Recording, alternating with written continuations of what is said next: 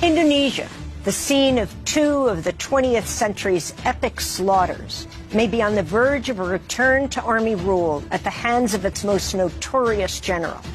General Prabowo Subianto, a longtime U.S. protege implicated in the country's massacres, once mused about becoming a fascist dictator and is now a serious threat to assume the presidency. Those are the opening two paragraphs of a new article in The Intercept by the award-winning journalist Alan Nairn, who spent decades covering Indonesia and the country it occupied for a quarter of a century, East Timor. Alan is joining us now from Jakarta, the capital of Indonesia, ahead of Wednesday's election in Indonesia. Welcome back to Democracy Now!, Alan. Why don't you start off by just laying out the scene of what's about to happen tomorrow and who exactly Prabowo is? Well, General Prabowo is the most notorious massacre general in Indonesia, and he's also the general who was closest to the U.S. as he was carrying out his mass killings, abductions of activists, and systematic tortures.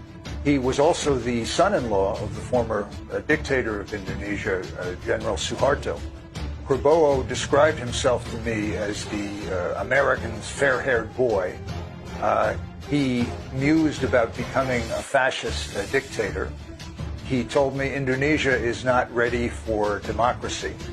And he described in detail how he received training from the U.S. at Fort Benning and Fort Bragg, when in 1998 Suharto was falling, and he, Prabowo, was in the process of kidnapping activists, he was in regular consultation with the U.S. Defense Intelligence Agency. In fact, Prabowo told me that he reported to the U.S. DIA at least once a week.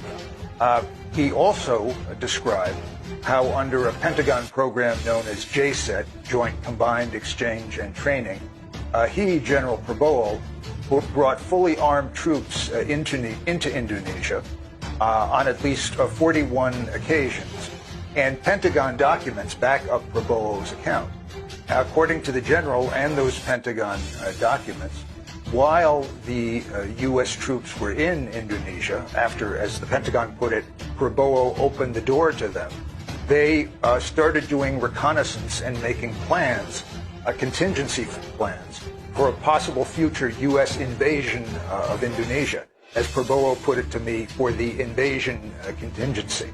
So these armed U.S. troops, which Prabowo brought in to Java and Sumatra and other places in Indonesia, were laying the groundwork for a future U.S. invasion if the U.S. chose to do that. This is particularly interesting since Prabowo styles himself, as he's running for president now, as a nationalist.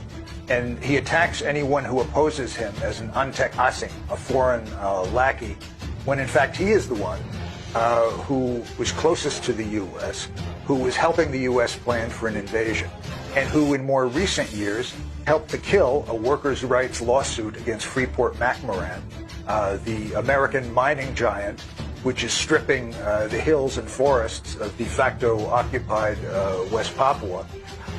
And he is the general, most importantly, who led many of the massacres in East Timor after the Indonesian army invaded with the green light from President Gerald Ford and Henry Kissinger.